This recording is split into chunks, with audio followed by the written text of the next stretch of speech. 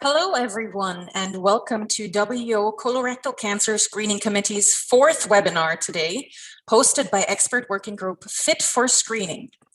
Without much further ado, I'm handing over to Global Chair Evelien Dekker.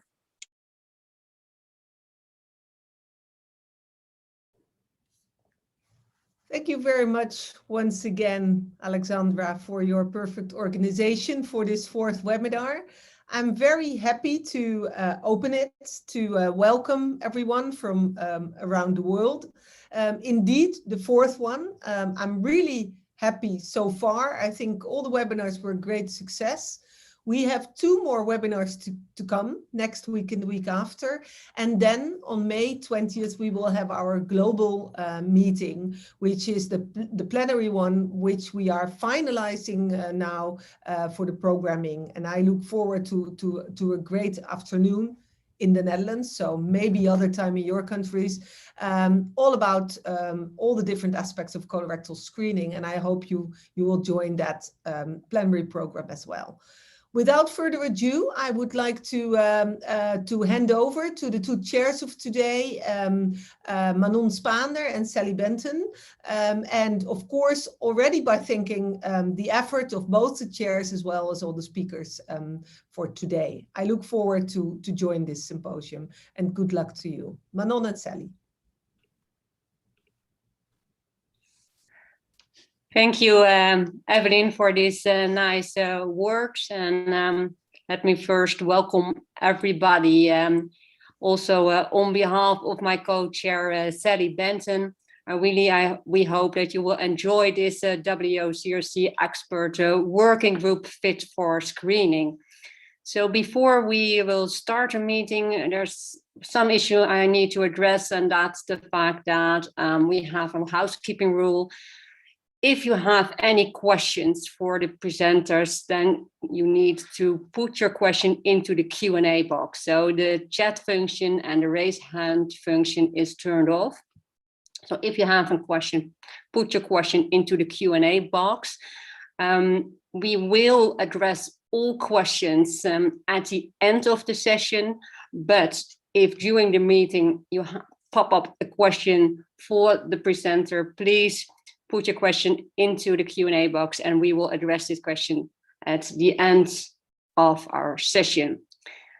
As you can see, we have a quite full program. We have actually 7 presentations from different countries.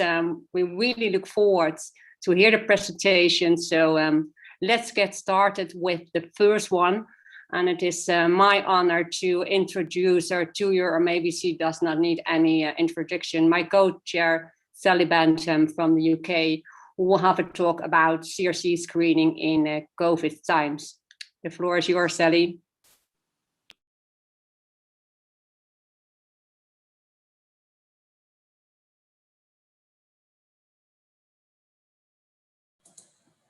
Hi, can you see? I wonder if my screen is sharing. Perfectly. Is it sharing? No.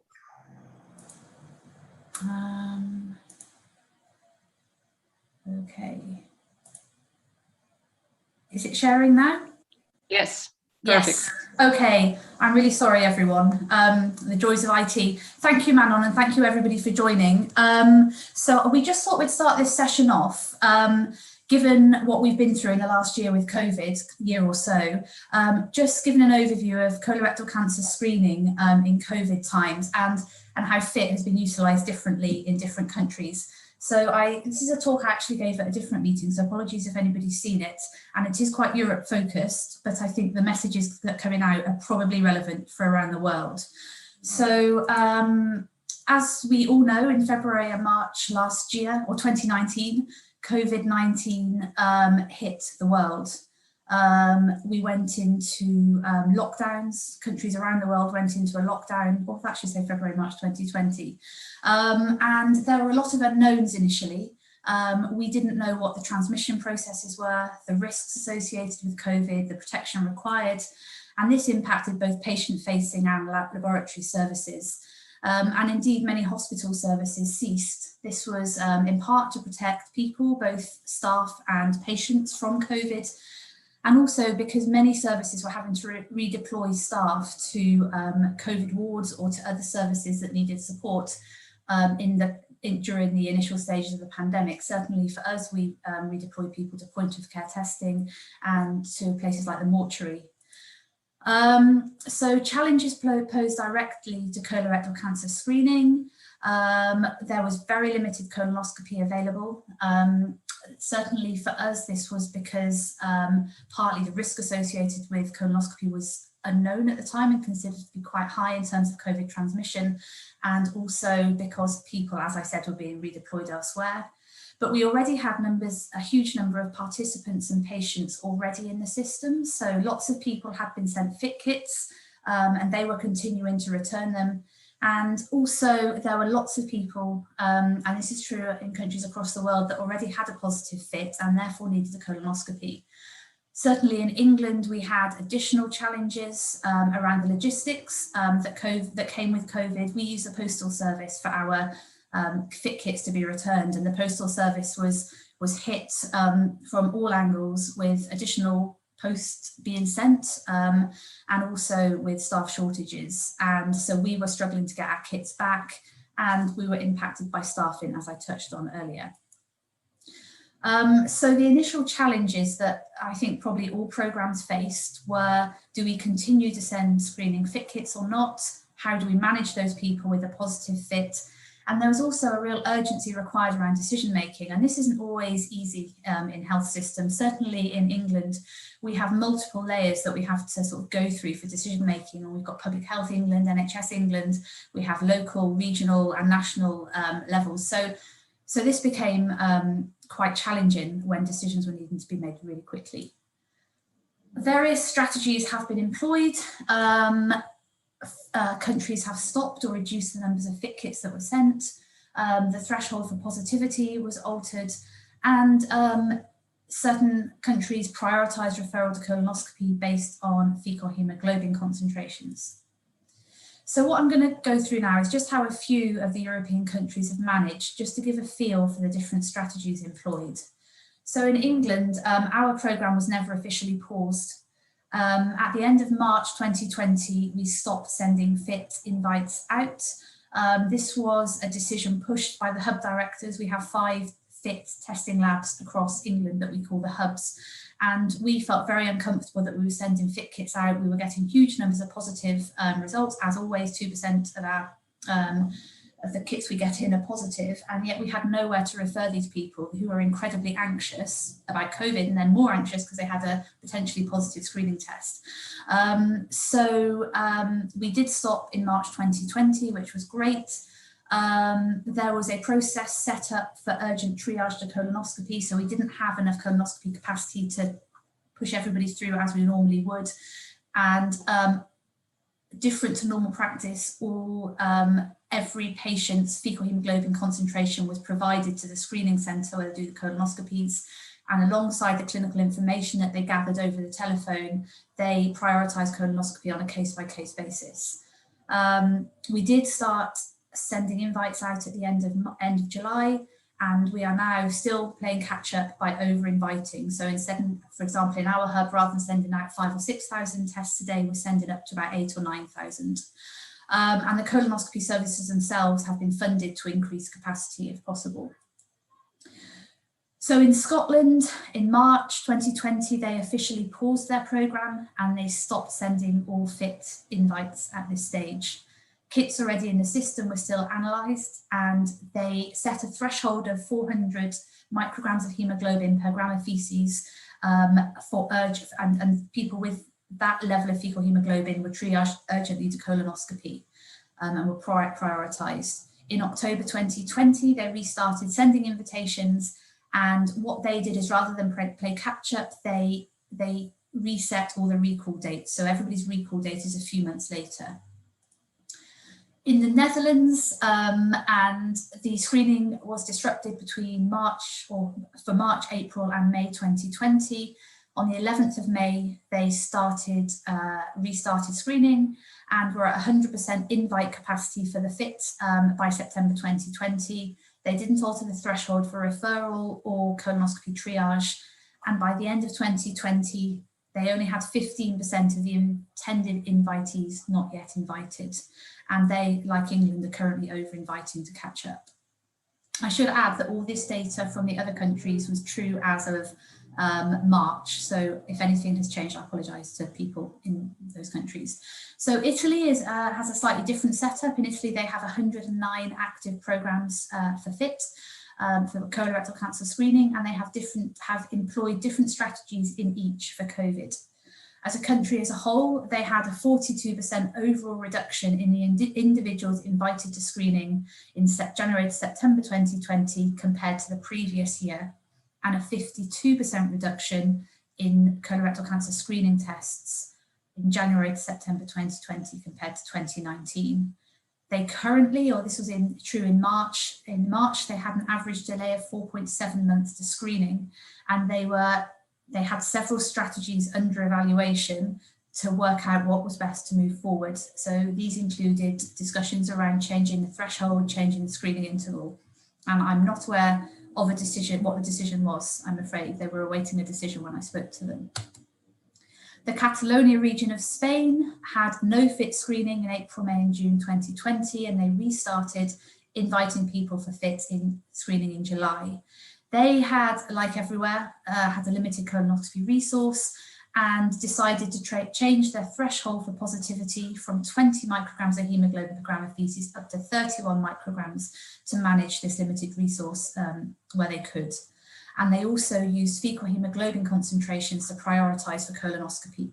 So as you can see, the different thresholds are there: 160 for high risk, 80 to 160 for intermediate, and low risk considered between 20 and 80. So just to summarise, all colorectal cancer screening programmes that I contacted had been impacted by COVID, and they had everywhere had stopped, paused or delayed. Different approaches have been taken. Fecal hemoglobin concentration was being used to triage to colonoscopy. The threshold might have been changed. People are playing catch up by over-inviting, and Scotland is an example where they paused the programme and are resetting the recall dates.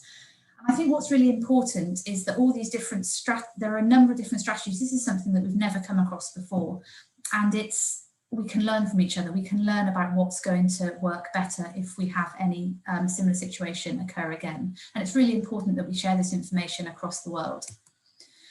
So the long-term impact of COVID on colorectal cancer screening, I don't think we truly know yet. There is a potential for delayed diagnosis and therefore later stage cancers being detected. I think that what's a really relevant paper that was published a few months ago, early this year, by colleagues in Australia, Canada and the Netherlands. They've carried out some modelling to look at the impact of COVID and the delay in screening programmes. And this study, I'll put the reference here, highlights the importance of restarting and catching up with screening as rapidly as possible to avoid the long-term consequences of increased colorectal cancer burden and associated deaths. So that's me finished. I just want to say thank you to colleagues in Scotland, Judith in Scotland, Josette in Spain, Marika in the Netherlands, and Cesare in Italy for providing me with the information on their screening programmes. I will come out of my talk now, and I'm now very happy that Catherine Dubé from Canada has agreed to talk at this conference, and Catherine is going to talk to us about the impact of programme design on the rates of rejected fecal tests in Ontario, Canada. So really nice to have something that actually isn't about COVID. So thank you, Catherine, and over to you. All right, I'm just sharing my screen. I want to thank the organizers for allowing me to present. Let me just get on to, yeah, it seems this is the view we're going to have. Okay. I have no commercial interest to disclose. I want to talk to you about how changes to Ontario's screening program design have impacted rates of unsatisfactory fecal tests. Also, by unsatisfactory, it's important to highlight that what I mean are tests that are outright rejected because they're unsuitable for testing, or tests which are tested, which are analyzed and resulted negative, but we cannot ascertain that these are true negative, typically due to lack of identification or dating of the sampling. And we'll also go over ongoing reasons for unsatisfactory fecal tests in Ontario and our plans for the future. As a bit of background, just some highlights about our program. So Colon Cancer Check was Canada's first organized province-wide colorectal cancer screening program. It was launched in 2008. We send letters to eligible people, so invitations, screening recall, and fecal test results. And screening is offered to people ages 50 to 74. But screening is initiated by primary care providers who then will triage their patients according to risk level. We recommend that average risk individuals be screened with a FIT every 2 years, and that's in place since June of 2019. Prior to that, from 2008 on to 2019, we used the GFOBT every 2 years. And we also defined as increased risk those with one or more first-degree relative with a history of colorectal cancer at any age, for whom we recommend colonoscopy. So as we planned the transition to FIT, there were several problems that we had with the GFOBT program that we wanted to fix. Overall issues with usability of the test, issues with credibility of the test. So in our setting, there was a lot of opportunistic colonoscopy screening for average risk individuals. Issues with these high unsatisfactory rates, which were of about 12%, and also with the inappropriate use of the GFOBT. So we set out these very specific goals when transitioning to FIT to improve fecal test participation rates in Ontario, reduce the rate of unsatisfactory fecal tests, and limit the rate of inappropriate use of fecal tests. So these goals really influenced our program design. So first, the GFOBT program design, so our old design, was that primary care physicians would keep a stock of the GFOBT cards, which they would directly hand to their patients upon counseling them about screening. These were generic cards with no patient identifiers, so individuals or participants had to identify the cards and also precisely write the date and time of sampling for each one of the 3 windows. They would perform the test at home. And then with the return of the cards, which could be done either through the mail or dropped off at any of the participating labs, they also had to include that requisition, the original paper that they were handed by their primary care physician ordering the test, so that the lab could legally perform the test. And the return would take place within 21 days. And with that design, as I alluded to, we had these really high rates of unsatisfactory FOBT results, about 12%. And as you can see here, by reasons for unsatisfactory, large numbers of indeterminate results, so missing dates and patient, and also we had cards being returned not labeled with the patient identifier. And then there were issues with receiving the requisition only with no kits, and then the cards with no requisition and vice versa, and a few card damage or expired cards. So with that in mind, we designed our new FIT program as such. So we're still initiating screening from the primary care physician's office, but they're not keeping a stock of the FIT devices.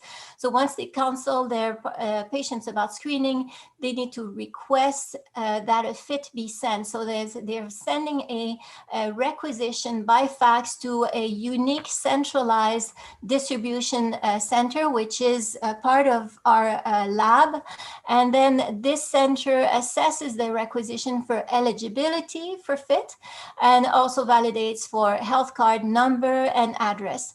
And then a FIT kit will be mailed to the participant. So participants will receive a kit that is already pre-labeled with their name and date of birth. They have obviously to fill in the date of sampling. And with the kit, they receive some set of instructions using very visual instructions. They're expected to return the completed kit within 14 days, again, either by mail or drop-off centers of the lab. And all these kits are processed by one central lab. In terms of the return, we've identified also some remote areas where mail delays are more common, in which case these returns take place by prioritized mail. So what we see, and these are the results for the first year and a half with FIT. As you can see, we were not a full year into our FIT program when COVID hit. But what we could see is overall much lower volumes of unsatisfactory FIT results. Pre-COVID, the three main reasons were either no date on the specimen, leaking specimen, or too much stool in our device. And then, as you can see, with the mail delay, and Sally alluded to that, early on in the pandemic, we had a bump in late returns of the kits. We also saw this bump in early December with the online Christmas shopping spree. But there's a host of reasons for unsatisfactory fit that we have not really seen. For example, reduced buffer or no sample in the device. We have not seen those reasons for rejection. And I'll show you here on the next slide by percentage, because of course this was a new FIT program, so we wonder, is the participation the same? And overall, in percentage of return FIT, we saw a very significant improvement in our unsatisfactory rates. If you look at the bottom, with the GFOBT, on average, we had a 12.1 unsatisfactory rate, and this went down pre-COVID to 3.3 with the FIT design, slightly increased now with COVID to 3.9.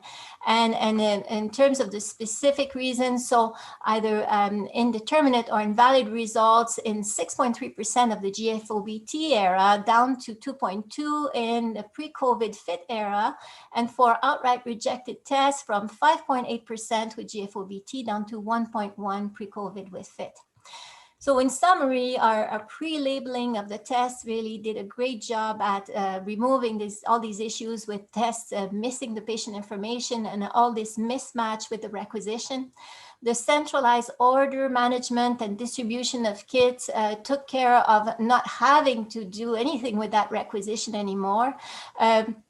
And also, although I didn't present on that, took care of the inappropriate requests for FIT, particularly requests for individuals outside of the age range for the program, or requests for a repeat FIT in people who have just tested positive for FIT. So in this case, the lab rejects the requisition and will tell the primary care physician to promptly refer that FIT positive individual for colonoscopy.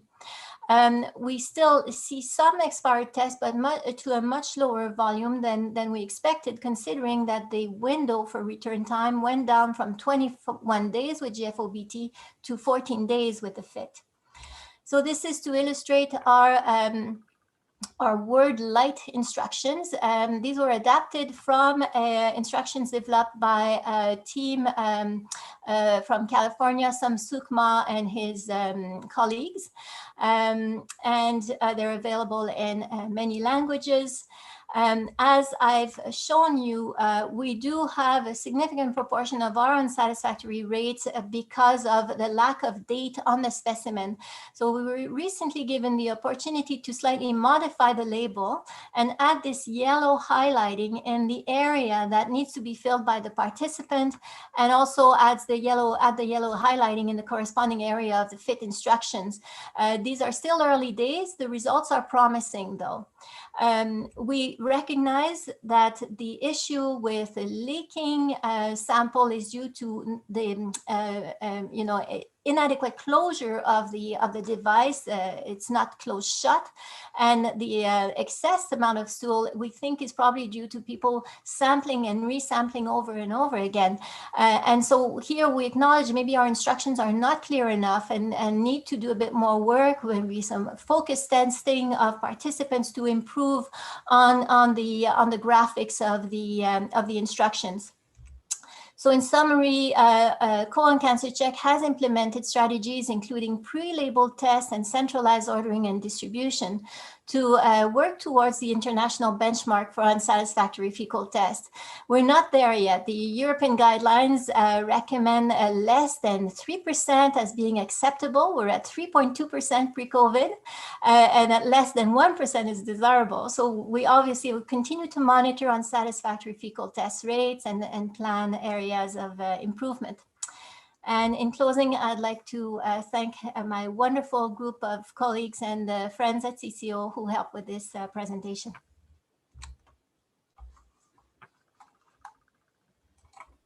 Thank you, Catherine. Thank you for sharing these very nice data and important data as well for any fit-based CRC screening program. So thank you so much.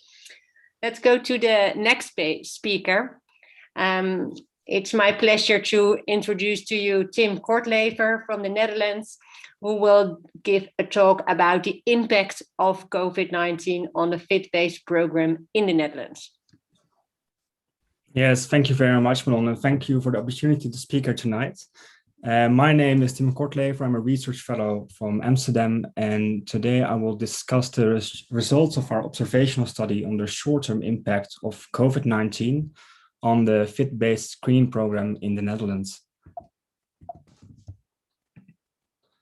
So there are a few key findings that I'd like to highlight in this presentation. And that is first of all that we saw this year in 2020 that the disruption due to COVID-19 was associated with a decrease in the detection of advanced neoplasia by around 31% compared to the expected number of diagnoses. Also, more positively, we observed that participation to FIT remained high during the pandemic, and that the time between a positive FIT and a colonoscopy was significantly not affected during COVID-19. Before I will show you the results, I would just briefly want to give you an overview on how our screening program in the Netherlands is organized. We have a biennial screening program, so that means that we send FIT invitations out by mail every 2 years to people between 55 and 75 years old. Annually, we send more than 2 million invitations, and we get roughly 1.5 million FITs back to our laboratories. And those with a FIT concentration of 47 micrograms or higher are referred for colonoscopy. Annually, we do around 60 to 70,000 colonoscopies per year. And we find in 6% of those colonoscopies colorectal cancer and in 30% advanced adenoma. The whole program started in 2014 and the rollout was completed 3 years ago in 2018. But then, of course, the coronavirus came last year and that really threw a spanner in the works. We identified the first case of COVID-19 in the Netherlands in late February. And after that, there was just a rapid increase in cases and hospitalizations and eventually also deaths. And with the prospect of full hospitals, but also, as Sally mentioned, the fear of infection around colonoscopy, our government decided to suspend the screening program. And I've indicated that here in the gray area. We stopped screening on March 16th, and we decided on the 11th of May to restart the screening. And then 11 weeks later, on June the 3rd, we really started to send FITs again. What did our suspension really mean? Well, it meant that during this whole period from half March to June, we did not send any FIT invitations, but we also asked people that previously had a FIT but had not returned it yet to stop and wait and not return it, but wait until the restart. And people who, however, did return their FIT during the suspension were allowed to undergo a colonoscopy if the FIT was positive.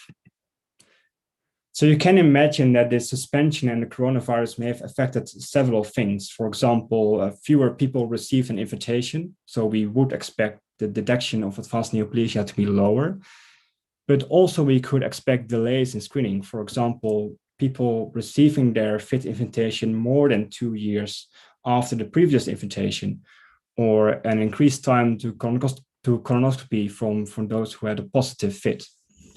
And finally, you can imagine that it could have affected participation rates because people were perhaps more afraid to participate in screening. To assess these things, we conducted an observational study with aggregated data from the Dutch CRC screening program from the January to November 2020.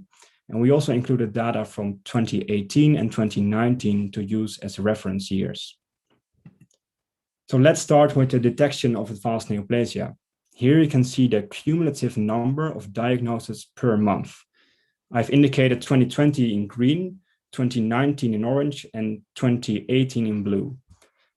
Given that there was a suspension, it's not surprising to see that there's a substantial decrease in the number of diagnoses of advanced neoplasia compared to previous years. And you can see that especially during the months April to June.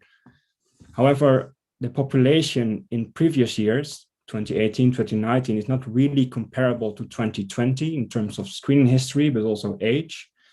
So we also calculated the expected number of advanced neoplasia diagnoses in 2020 if COVID wouldn't have happened. And that estimate indicates that last year there was a 31% decrease in the number of diagnoses compared to what was to be expected. And the question now is, what are the drivers behind this decrease and are there signs of recovery? And to answer that question, let's start with the number of FIT invitations. This graph displays the number of FIT invitations sent each month. Again, the colors represent the same years as the previous slide.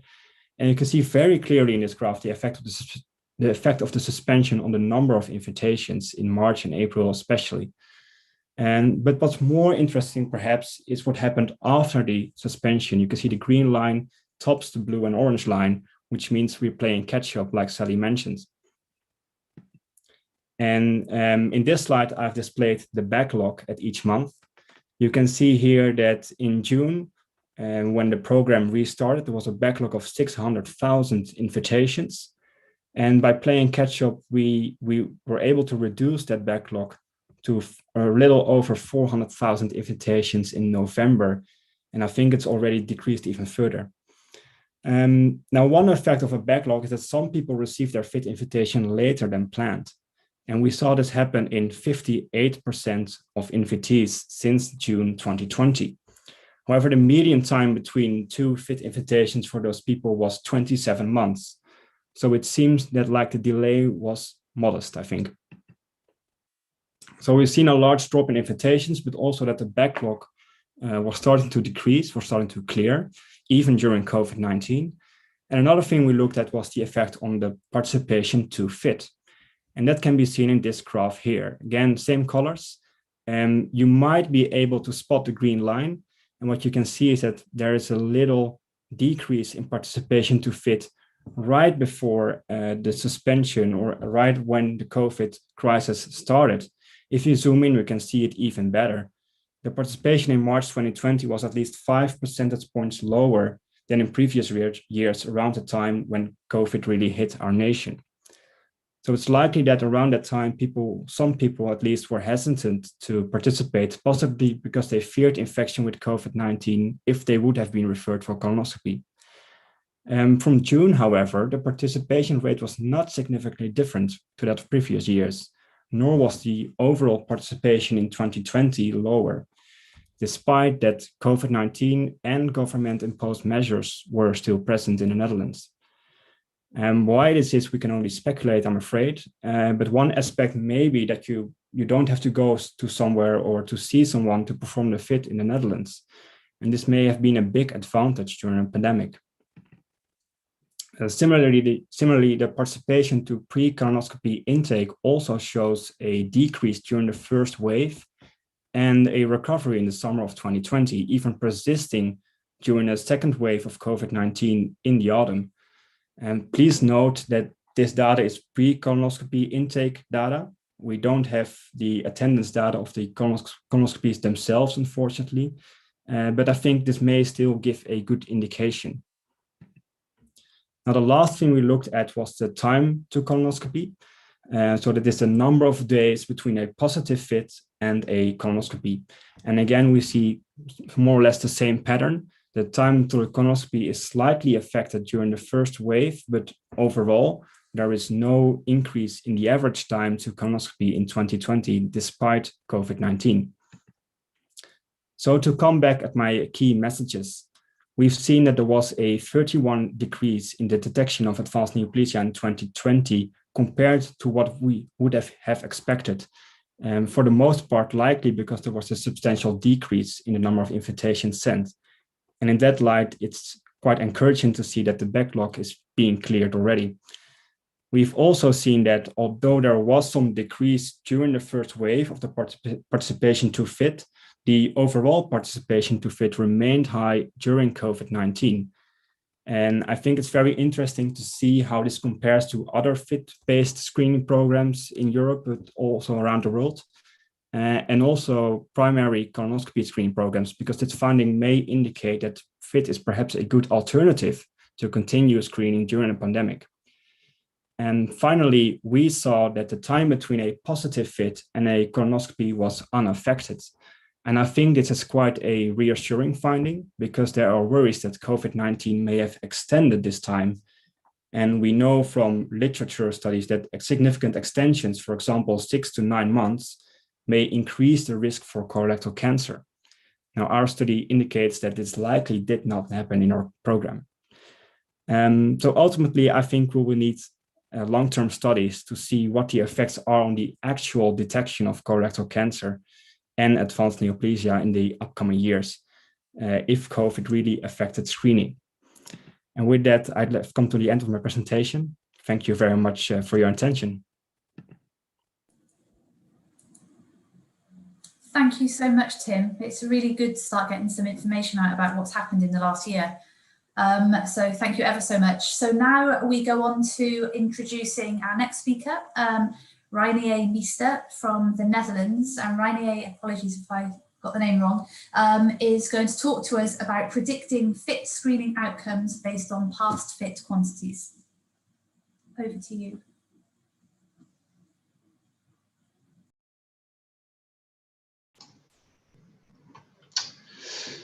Hello, Sally. Hello, everyone. Thanks for the opportunity to speak.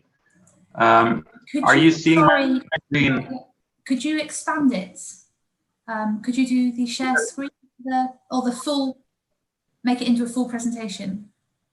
Are you seeing it full screen now?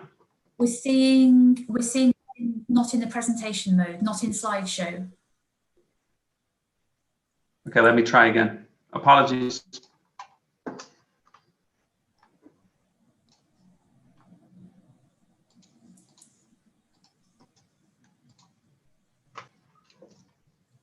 Does this work? It's not showing as the slideshow. Can you click on the slideshow icon at the bottom? Yeah, I actually did that. Let me try one more time. Is it showing now? No, but we can see it. So if we talk through it, yeah, we can see it. It's just not that big on the screen. Okay. But yeah, if you get going, that's great. Thank you. Thanks. I will. Thank you.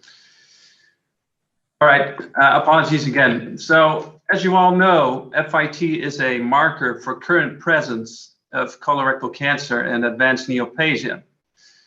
In recent years, it has become increasingly clear that measured FIT concentrations are also predictive of future outcomes in a FIT screening program. These data on the right from colleagues from Erasmus. Right, yes. I'm sorry to interrupt. We can only see your financial disclosures slide. Are you meant to be on a different one? Because if so, I don't think the presentation is. Oh, that's it. Yeah. Okay. Maybe it's an idea if the host shares their version. Yes, I will do that. Thank you. Thank you. Good plan. My system is not great with Zoom.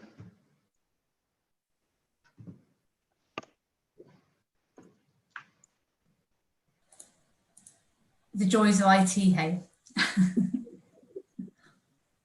Couldn't believe that mine had worked.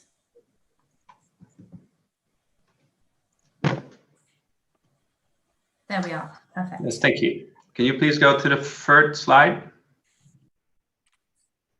Yeah, so I was alluding to these data from our colleagues at Erasmus University, which clearly shows a differentiation in incidence over time of advanced neoplasia by the baseline FIT concentration. And other groups have shown similar data since 2017, for instance, Carlo Signoria and colleagues in Italy. What is less clear is how accurately FIT concentrations predict future outcomes. And it's also not clear how the predicted risk is distributed across the population. So the aims of our study, if you could go to the next slide, are to assess what the accuracy is for detection of future advanced neoplasia, how risk is distributed across the population, and if there's anything we can learn from the above two for potential risk stratification of screening. Next slide, please. So our study was conducted within the Dutch National Colorectal Cancer Screening Program that Tim already gave you some details on before. We had data through 2018. And the program includes individuals aged 55 to 75 years. And we included patients who had 3 biennial FITs through 2018. And most of those were with a cutoff of 47. And the brand was FOB Gold, for your information. There was some individuals who had a lower cutoff in the first round, but it was a minority. In terms of the analysis, this was based on, if you could go to the next slide, please, based on logistic regression, and our predictors that were included were age, sex, and 2 negative FITs, first and second round. And the outcome for prediction was detection of advanced neoplasia or of cancer only in the 3rd screening round.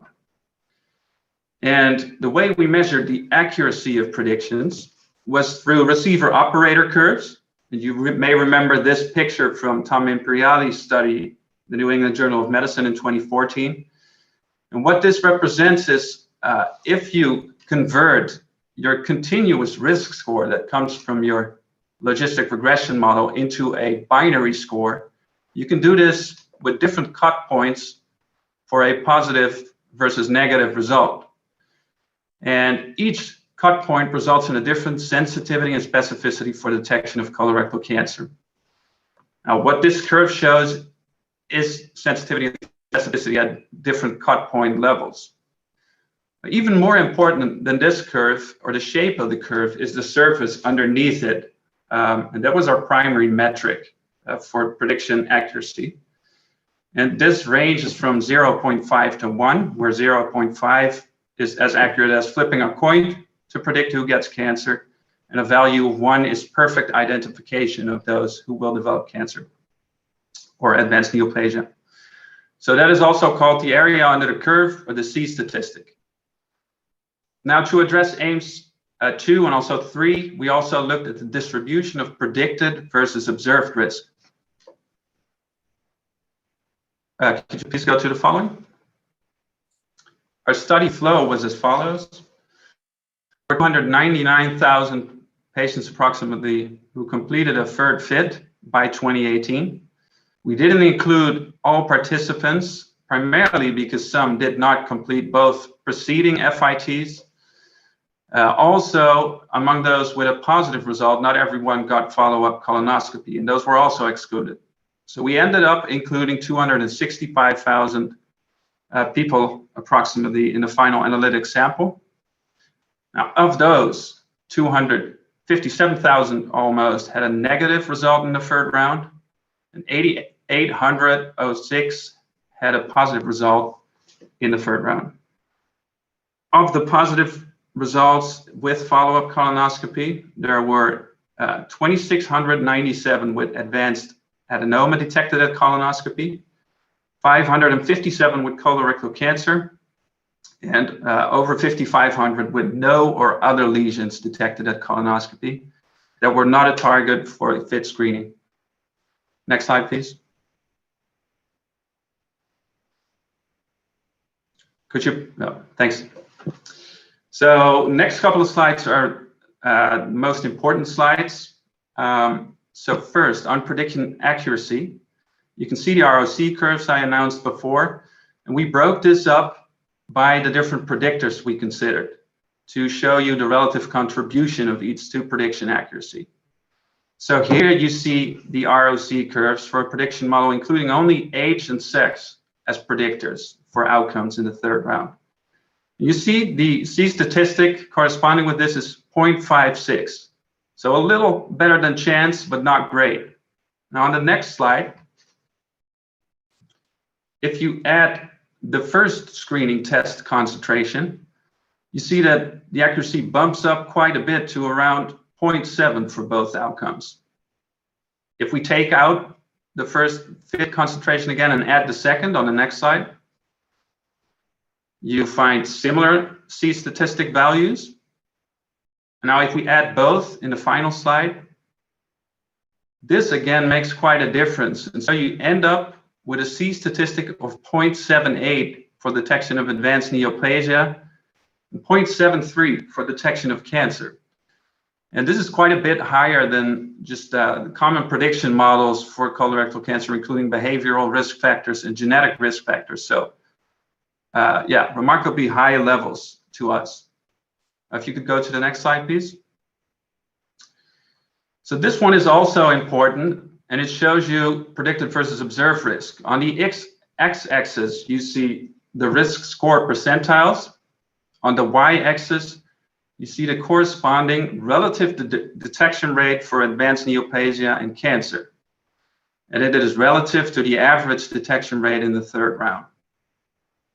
As you can see, the risk scores quite nicely track actual detection rates. And there's a wide range from the lowest percentile to the highest percentile in terms of the actual detection rate.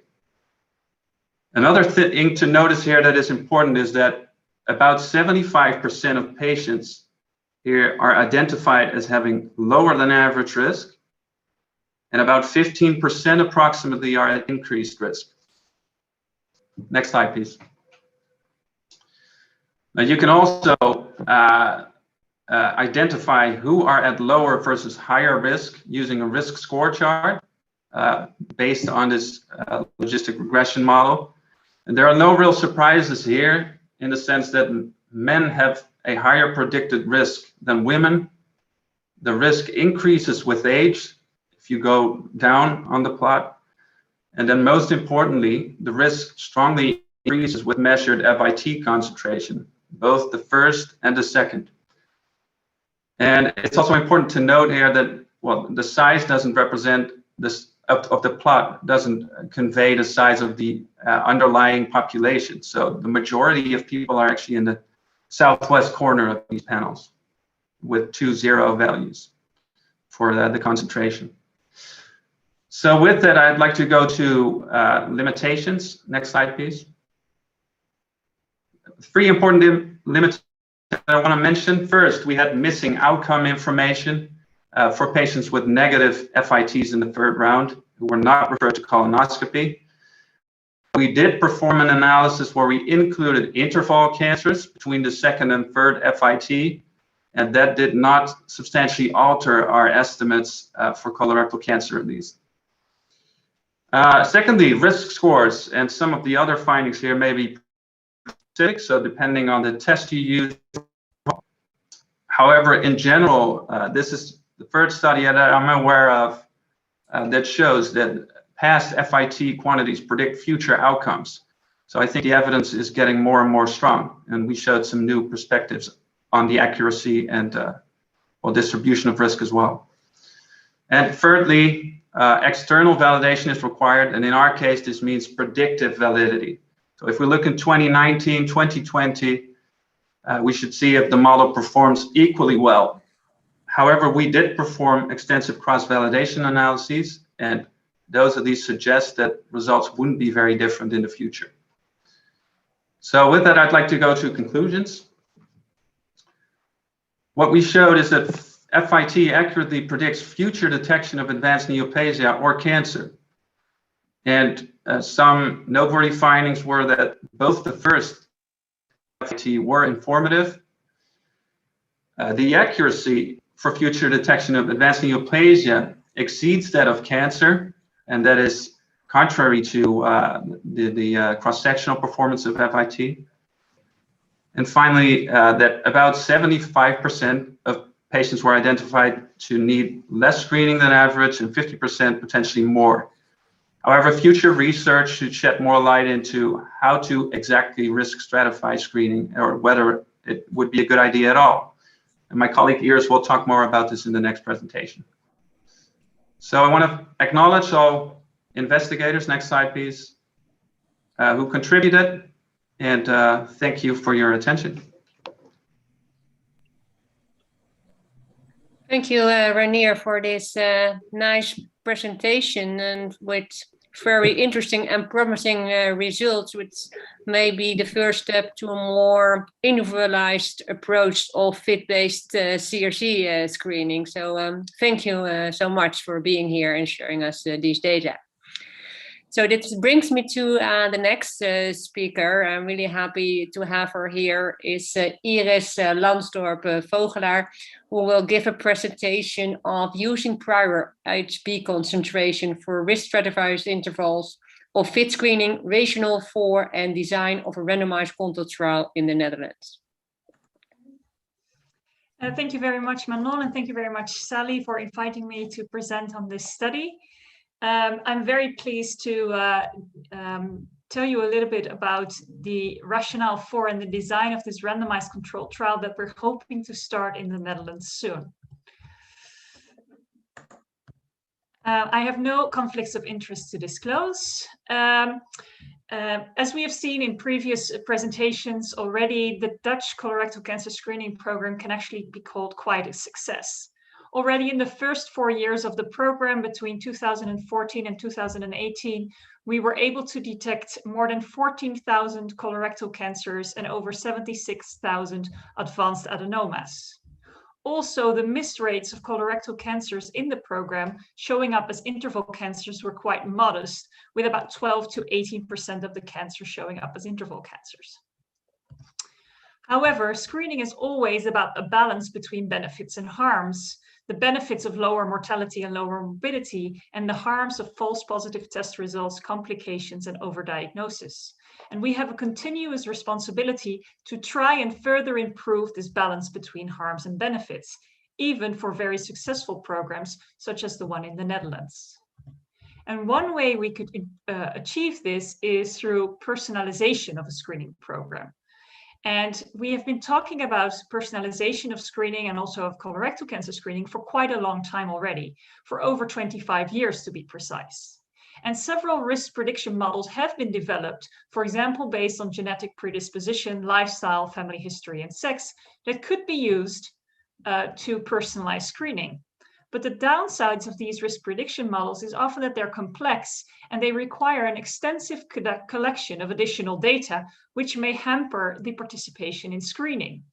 Also, the discriminatory accuracy of these models, so the area under the curve that Reinier was alluding to of these models, was approximately 63%, with an odds ratio between the lowest percentile and the highest percentile of maximum of 14. And as you've seen in the presentation by Reinier, the quantitative fit result is actually a much better predictor, having an AUC of up to 75% and also a much higher difference in odds ratios. So if we then take these numbers and go to the Dutch program, as Tim already said, we have about 1.5 million participants in colorectal cancer screening each year. And over 95% of these individuals actually test negative, under the cutoff of a positive test result of 47 microgram per gram feces.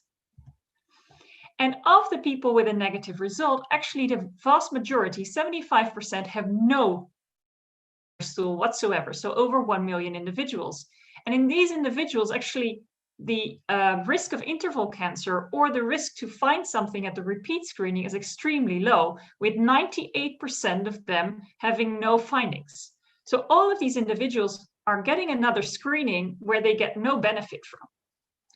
On the contrary, there is about 10% of the participants that test just below the cutoff, so between 15 and 47 microgram per gram feces. And if you look at the interval cancers occurring in this small group, then you see that actually half of the interval cancers are found in this group with individuals just below the cutoff. So when you look at these numbers, you really have the idea that the program can be improved. So looking at that 10% of the people that test between 15 to 47 microgram hemoglobin per gram feces a little closer, you see that 50% of the interval cancers occur in these individuals, but more importantly, that 67% of those, so 2/3 of those 50%, actually occur in the second year after screening.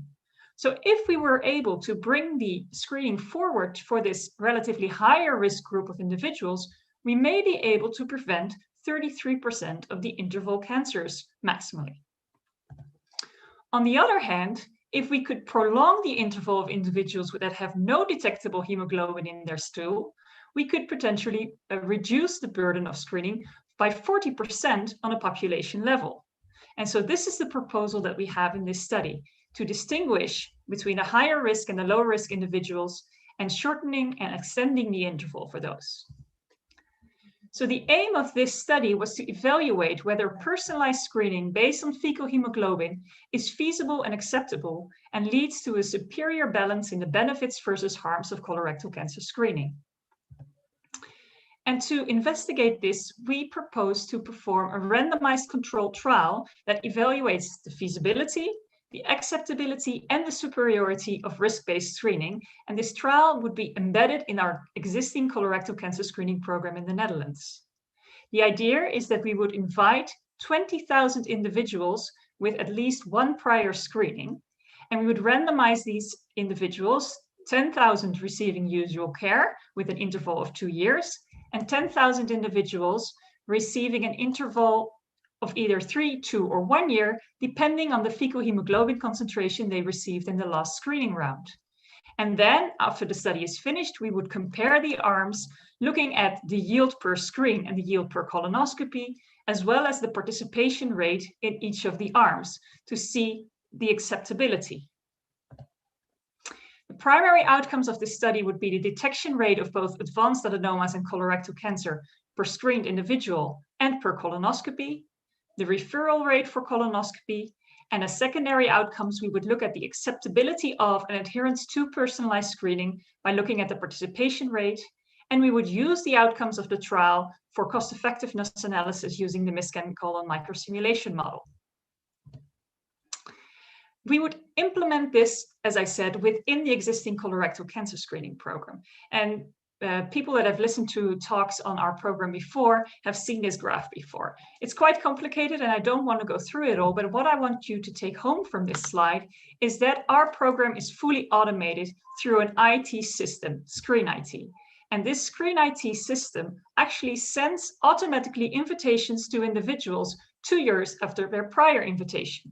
And the idea would be that now the system would be adjusted and that Screen IT system would automatically send new invitations to people, not just really after 2 years, but looking at their hemoglobin concentration and determining what the interval would be based on that hemoglobin concentration. So the implementation within the program would be that we would invite more than 50,000 individuals to participate in the study, and we would invite even more if that is needed to reach 20,000 inclusions. We would want to obtain informed consent of these 20,000 individuals and then randomize 10,000 to either the control or the intervention group. And after participation, all participants return to their current screening interval of 2 years, as is currently done in the program. And this randomized controlled trial would be a close collaboration with all the stakeholders involved in the program. So the screening organizations, the Dutch Institute of Public Health, and also the Health Council of the Netherlands, among others. As part of the study, we would also perform focus groups. And the setup of these focus groups would be before the start of the study to hear from the target population what information they would need to make personalized screening acceptable to them, and also in screenees that get assigned an interval of 1 year to hear from them what it meant to them to have an interval of 1 year assigned, if that caused any anxiety, etc., etc. And also we would do it in screenees that were assigned an interval of 3 years to see what that did with them and if they were willing to accept that. So the idea would be from this focus group to study the information needs and the thoughts and feelings when they were assigned a different interval than the current interval. The timeline for the study is as follows: that we use the coming year to do all the preparatory work to get the trial going, start in year 2, and then hopefully by the first half of 2025, I will be re-invited again to the WEO meeting to present the outcomes of the trial. And with that, I want to thank you for your attention.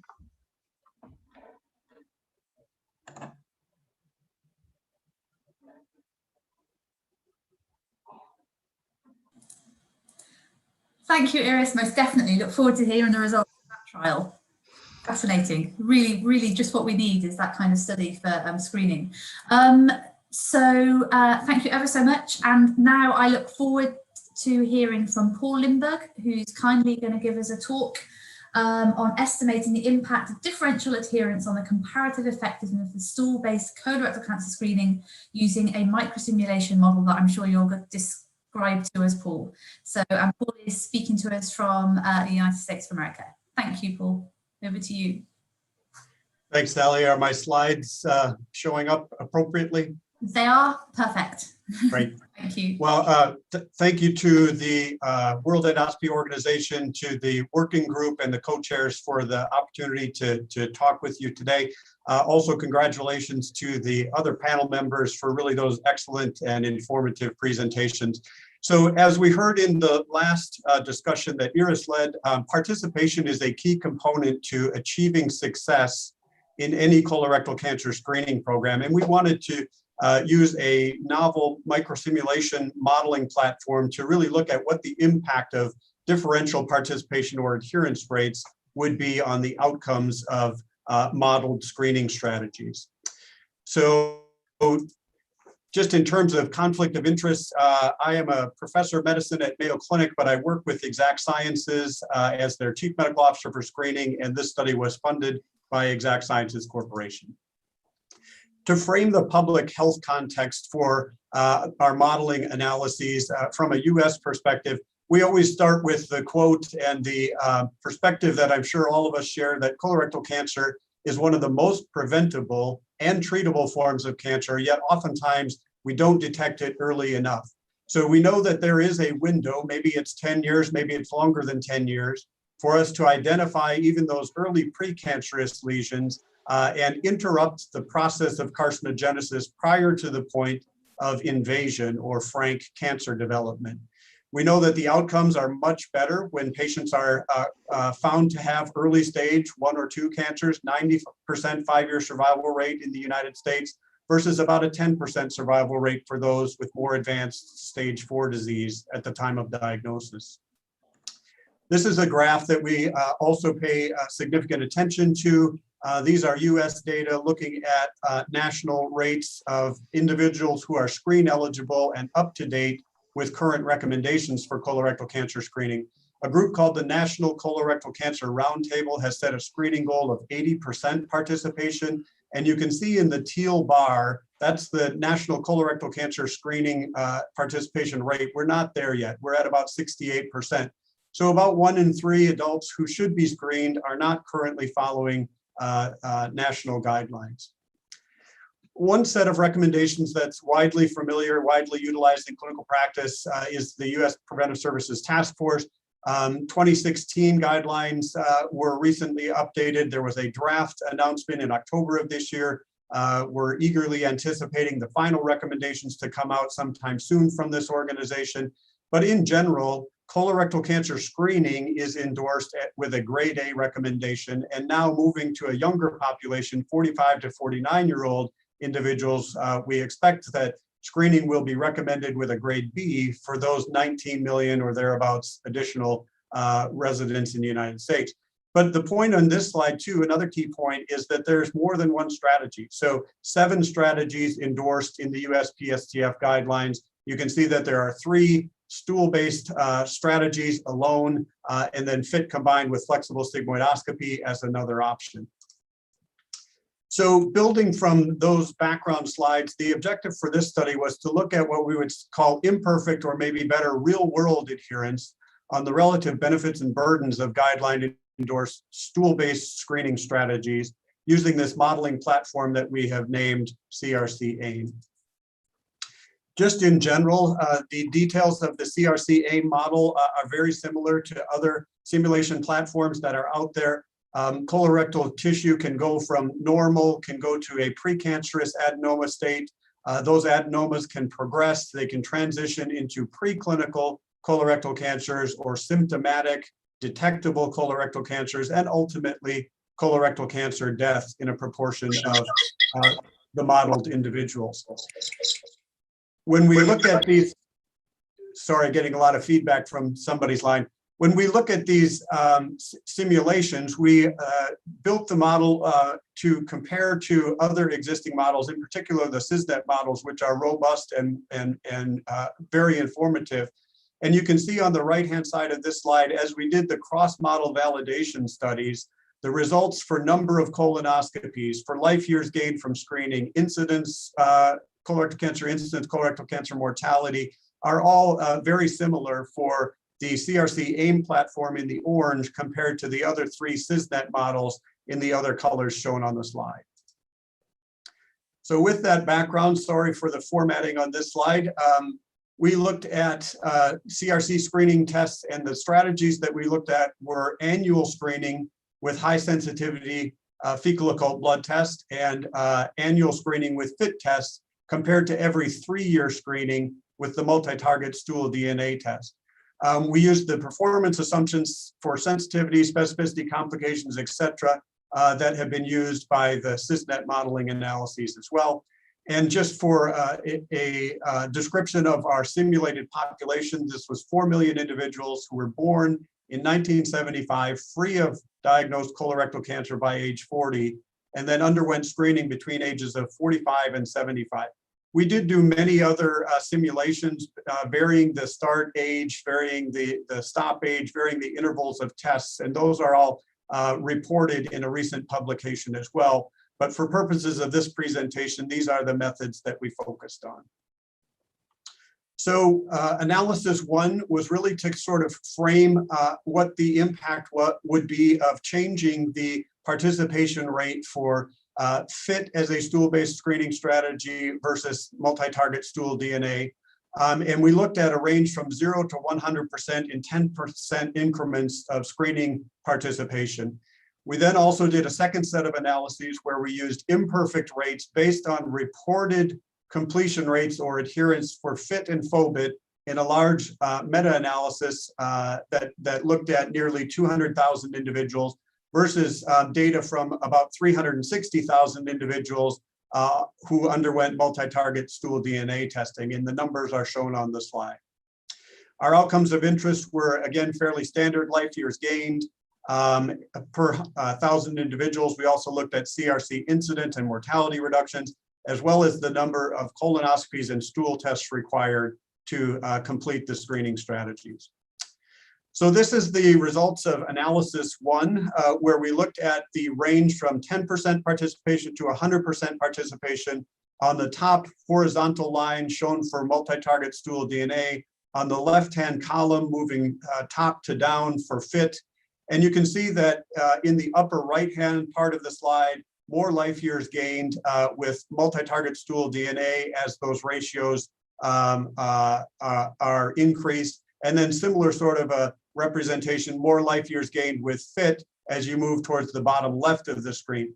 Of note, in the bottom right-hand corner is 100% participation for every recommended screening test at the intervals prescribed for mtSDNA and for FIT, which is often reported in some of the modeling studies that don't incorporate the real-world analysis.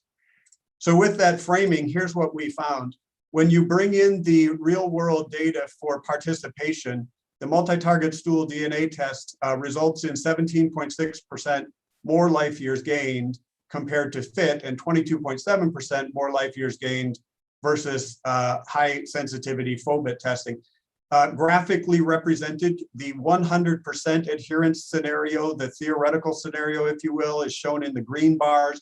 You can see that the occult blood tests result in higher life years gained when you assume that patients will participate every round with their recommended stool test.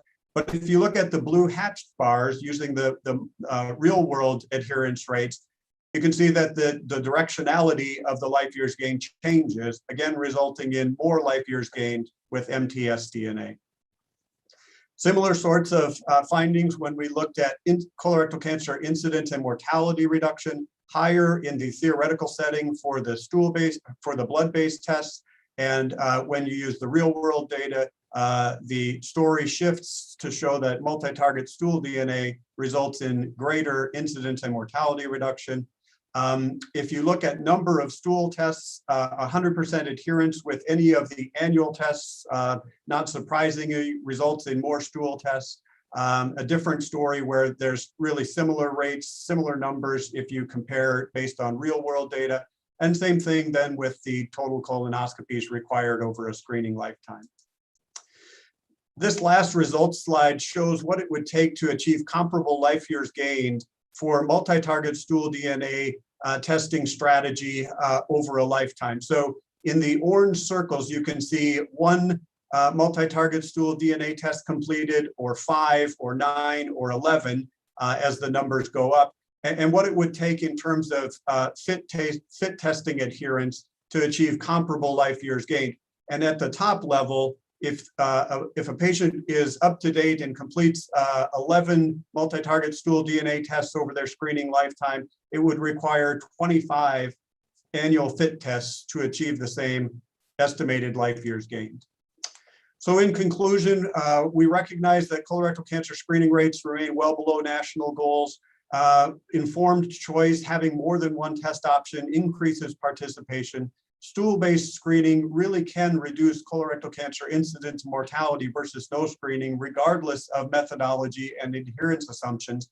But when you look at real-world data and you consider accuracy of the test as well as the participation rates, the multi-target stool DNA estimates are superior to FIT and FOBIT under those real-world assumptions. We also pointed out that estimates for life years gained from FIT are more susceptible to those changes in adherence assumptions than multi-target stool DNA. So in the publication that was recently made available, the matrix with the range from 10 to 100% is also reported so that individuals or groups can find where on that grid their data for their own health system or their population might fit.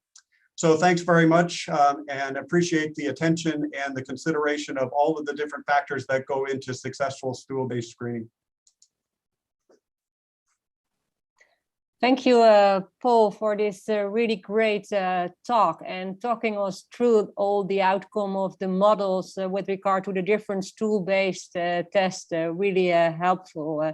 And thank you for being here and able to do so.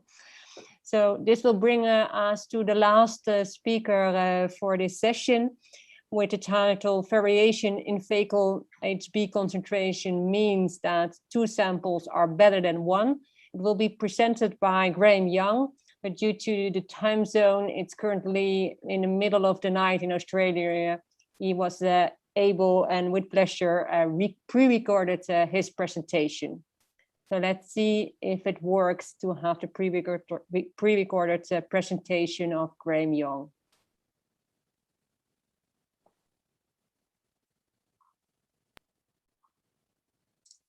Thank you for the opportunity to present the final results of the analysis in our study, which showed that variation in fecal hemoglobin concentrations means that 2 samples are better than 1.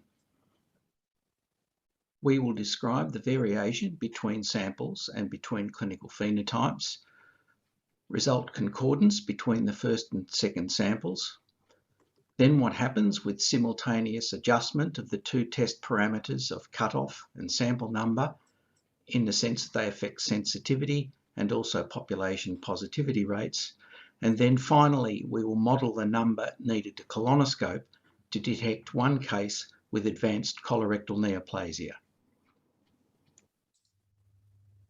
It is well known that quantitative fecal immunochemical tests allow flexibility in screening for colorectal neoplasia. But we know that there is a day-to-day variation in the fecal hemoglobin concentration. Consequently, sampling just 1 stool rather than 2 increases the risk of missing a significant lesion, especially advanced pre-invasive lesions which bleed less than cancers. There has been little consideration of the workload implications when positivity cutoff is assessed in relationship to the number of samples collected, and many organised screening programs adjust the positivity cutoff so as to control the colonoscopy workload in the context of requiring just one sample. The key consideration is that if lesions bled into the same sized stool at the same rate each day, we would only need one sample. But as you can see from the hundreds of samples studied here, that is not the case. Thus, in an elevated risk population undergoing 3rd to 5th yearly colonoscopy and undertaking 2-sample fit in the intervening years, we performed an observational study which explored firstly the variation in fecal hemoglobin between the samples, secondly the sensitivity of fit for advanced colorectal neoplasia and the associated population test positivity rates across a range of independently adjusted combinations of the 2 test parameters, fecal hemoglobin cutoff for positivity and sample number. Thirdly, colonoscopic effort needed to detect one advanced colorectal neoplastic lesion. Over 30,000 patients were considered for the study, and 12,000 returned a fecal immunochemical test on 32,000 occasions. These data were used for the population test positivity rates. The actual positivity rate was 7% using a 2-sample test at a cutoff of 20. Colonoscopy was performed within 12 months of the fit in 3,500 patients on 4,000 occasions, and these data were used for the rest of the modelling. The figure on the right shows the number of cases for each clinical phenotype, and it can be seen that 45% of patients had any colorectal neoplasia and approximately 15% had cancer or advanced adenoma. While we saw the expected gradation in median concentrations between clinical phenotypes in the previous slide, this slide shows the actual variations between first and second samples in a graphic form. And you can see that depending on where you put the cutoff for cancer, you'll miss some cases if you only sample one test. This in fact is even worse for advanced adenomas. Concordance between the first and second samples was examined by Bland-Altman analysis. A positive in both samples was most likely for cancer, as shown by the green bar, and at lower cutoffs. The proportion positive in just one sample, shown by the yellow bar, was higher if we're including adenomas, meaning that we're more likely to miss adenomas if sampling just once. The results also showed that there was no systematic fixed bias. Finally, there was large within-subject variability. The ratio for the second to the first sample was up to 18-fold for all cases and up to 56-fold for advanced colorectal neoplasia. This slide shows sensitivity for advanced neoplasia according to the chosen parameters of threshold and 2-sample context. Note the progressive increase in sensitivity with decreasing cutoff, but the lower sensitivity for the 1-sample context versus the 2-sample context at any given cutoff. Here we superimpose the population positivity rate, that is the colonoscopy workload, for the 1 and 2 sample contexts. Note that the rate of gain in sensitivity is dropping off as we get to the lower cutoffs, while the population positivity rate rises even faster at this low concentration threshold. Thus, detection appears to be becoming less efficient in terms of colonoscopy workload. But let us consider equivalent sensitivity for 1 and 2 sample pairs. The columns paired in the same colour have the same sensitivity. But if we look at the respective population positivity rates, that is the colonoscopy workload, then something interesting emerges. For the higher sensitivity scenarios, fewer colonoscopies are needed for the two-sample combination. These differences are not as apparent at the lower sensitivity scenarios, as shown here. Using these data, we can now model the number needed to colonoscope, and here we extract the data specifically for pair A in the previous slide. It can be seen that the population positivity rate is significantly lower for the two-sample approach, as is the number needed to colonoscope, and yet the sensitivity at 44 to 46% is quite similar. This is most readily conceptualized in the three-dimensional graph in the next slide. Here we graph sensitivity for advanced neoplasia against the number needed to colonoscope, with the colonoscopy workload represented by the size of the bubble with the rate in the center.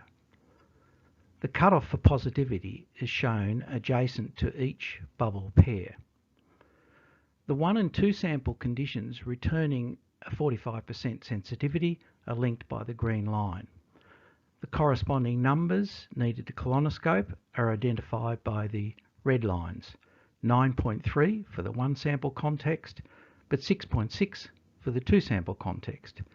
These are significantly different, confirming that a greater effort is needed with the 1 sample test when aiming for a high sensitivity. In setting these slides up, Erin couldn't help but point out an interesting international combination where we compare the Australian settings with those of another country. The table shows the parameter combinations of 2 fit at 20 and 1 fit at 40, where the number needed to colonoscope is almost identical. The positivity rate is approximately 3 times higher, but so is the sensitivity for advanced colorectal neoplasia. In other words, this 2-sample scenario detects almost 3 times as many advanced colorectal neoplasias, but at a similar number needed to colonoscope, that is, a similar cost effectiveness. In conclusion, there is large variation in fecal hemoglobin concentration between samples. Variation in the concentration between samples is such that both parameters are crucial determinants of sensitivity and workload, so independent adjustment of both cutoff and sample number should be considered. Advanced adenomas are especially at risk of being missed when sampling one stool, and especially when using a higher test cutoff. Thus, when a program's goal aims for a higher sensitivity for cancer plus advanced pre-invasive lesions, and where a colonoscopy workload of 5% or more is feasible, a 2-sample test requires less colonoscopic effort per lesion detected. I'm grateful to Erin Simons and Richard Woodman for their assistance with the modelling, and to Cancer Australia for funding.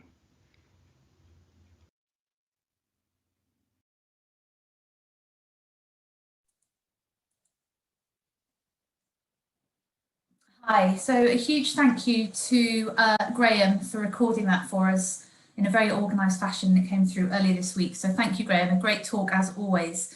I'm not sure if Graham's here with us or not, but if there are any questions, I'm sure he'll happily take them. So a huge thank you to all speakers.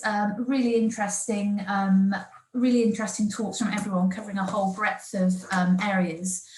We've got some questions on the Q&A, so we're just going to run through those quickly. So if we start, shall we, with one for Reinier, because I think you're going to have to possibly leave soon. And the Ville Coupe is, thanks for a very interesting presentation. Am I correct that in the high specificity region, around 95%, there was actually not much difference between the models with either one of the previous fit results or using both? Yes, thank you, Veerle. That's a good observation.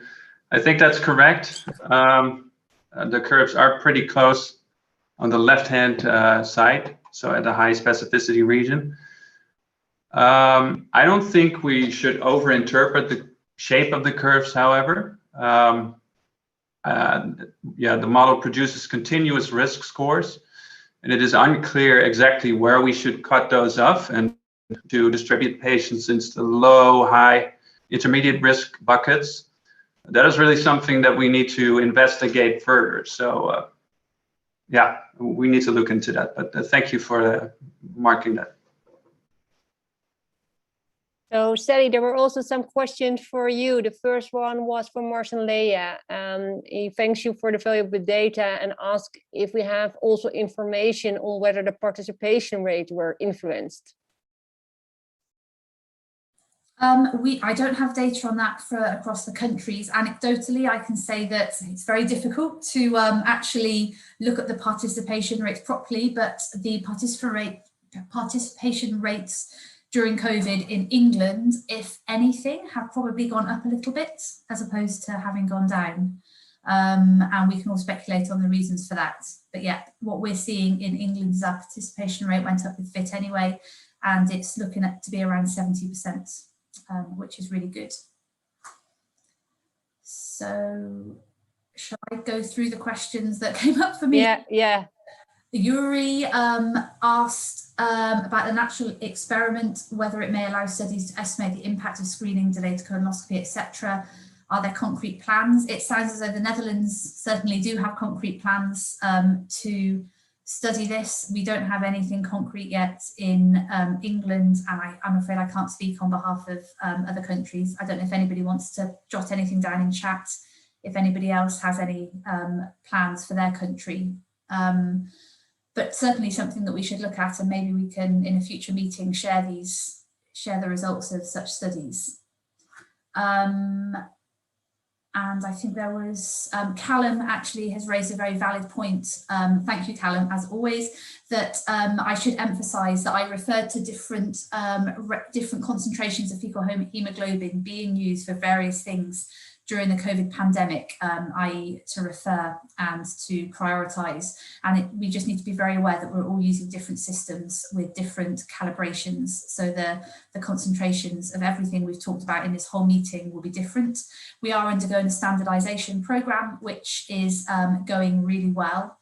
And we hope to have some results from that study to present at the next WEO Fit for Screening meeting. And was there one more from Philippa?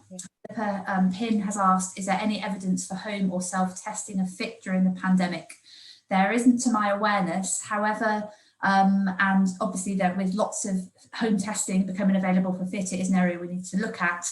The challenge during the pandemic wasn't necessarily the FIT testing. That was relatively straightforward and considered reasonably safe. The challenge came with the colonoscopy capacity. So that was the biggest challenge for all countries during the pandemic. So thank you. So on to the next question. Elena Martinez asked for the mailed FIT program. This is a question for Catherine. What instructions do you give the participants for return with regard to the number of days you instruct them to return by? Thank you for the question. It's within 14 days for the FIT. And did you also, Catherine, give some instructions about how to deal with the FIT? Do it in the refrigerator or what? No, we recommend to not do it over a weekend, for example, and more detailed Q&As to participants. And of course, as I mentioned, they can drop it off in the mail in some of the lab outlets, and some areas have prioritized mail and others just regular mail. And we've been tracking the return time, and this, except for these periods in the COVID era, really are over 93% of kits are returned within the 14 days. The return times have been quite good in regular times. And I think Bernard Dennis has asked what the positivity threshold is in Ontario and your positivity rate. We have an overall positivity rate of around 5%. And your threshold? It's interesting. The program currently is not. We really we aim for a positivity rate. So okay, that's. So you change your threshold? No, not so far. But in our communications, we communicate the positivity. Okay. So Iris, we have also some questions for you. One of Veerle Coupé. Thank you for this interesting proposal for risk-based screening randomized trial. With respect to your outcome evaluation, what will be the follow-up time from our comparison of the outcome in the RCT? 6 years to cover both the 3 and 2 years interval? Yeah, so we thought about that long and hard, and eventually what we decided is that we would look at the yield per screen.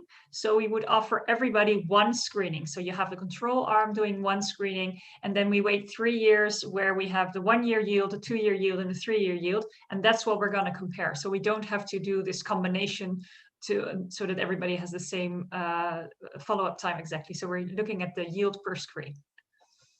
So it would be 3 years. So there's also another question for you from Callum Fraser. Action presentation. 2 quick questions. Is 2.6 microgram HB per gram feces the limit of detection of your FIT system? And do you think fixtures after the decimal point are really warranted given the analytical imprecision at such low concentrations? Well, excellent question. The 2.6 is indeed the limit of detection. And I defer to Callum, who knows much more about this, whether this decimal is warranted or not. It is what the manufacturer provides. When we look at the predictive accuracy of the test, actually what we do see is that even below the limit of detection, so people that have actually measured 0 and people that measure between 0 and 2.6, still there is a difference in risk. So I myself would prefer even to use below the 2.6 also for differentiation of risk in the future. Now Sally's going to probably look very mad at me because she thinks that's impossible. But I'm looking at this from an epidemiological perspective, and this is what I see. And then I know from clinical chemistry that's not what you're supposed to do. So that's why in this trial, we stick with what the clinical chemists tell us to do.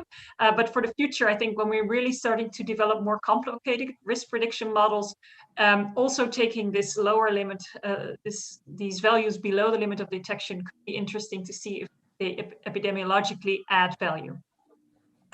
I think it's all really relevant research-wise, but the limit of what I would urge as well is your labs can actually generate their own limit of detection. And it might be quite interesting to do that. There's a Callum and I have published a method by which you can do this, and you might find that it's lower, which means you might be able to get away with reporting lower. Anyway, Callum will probably shoot me now. Moving on to the next question. Are the participants in the RCT, this is from Isabel Portillo, matched by sex and age group? Well, just before this meeting, I was in another meeting where the statistician actually argued that matching shouldn't be necessary in a randomized controlled trial. So there's definitely different perspectives from different statisticians on this. We haven't made a final decision yet. I want to get good advice from several statisticians and make a final decision on that. It's possible that we do just a randomization completely without any matching, or we could do a stratified randomization. But we will make sure that the people that we invite to participate in this study are representative for the target population in the Netherlands. So the last question, I think, is the question from Zora Levy. Interesting question about what is the time interval to have FIT after colonoscopy. Who wants to address it? Paul, maybe you want to address this one?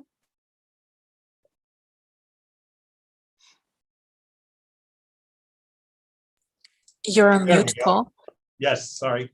I think that the general guideline for follow-up after a positive stool-based test would be somewhere between 6 and 9 months. There are data to support from retrospective studies that anywhere 10 months and beyond, the risk for less ideal outcomes goes up. So groups like the the NCCN guidelines offer 6 to 9 months as the interval to follow up after a positive stool test. Thank you. Okay, well, it's for me now to close the meeting. So a huge thank you to all our speakers, a huge thank you to everybody that's dialed in. I noticed at one point we had 152 participants, which is actually absolutely great for a virtual meeting. So thank you, everyone. Thank you to the speakers. And I just wanted to close by saying how this meeting is always a great meeting. And we learn about what's going on currently in screening programs across the world that use FIT. Which is exactly what we've done now. We've learned about what's happening with COVID, and we also learn about how people are trying to put into practice the research that's going on. We learn about the research and how we're trying to improve the programme and these FIT screening programmes using data that we've already generated. And I think once again, we've successfully done that in this meeting. So a huge thank you to all the speakers for such amazing talks. And we'll hopefully see you face to face at the next meeting, all being well. But otherwise, that's close this meeting.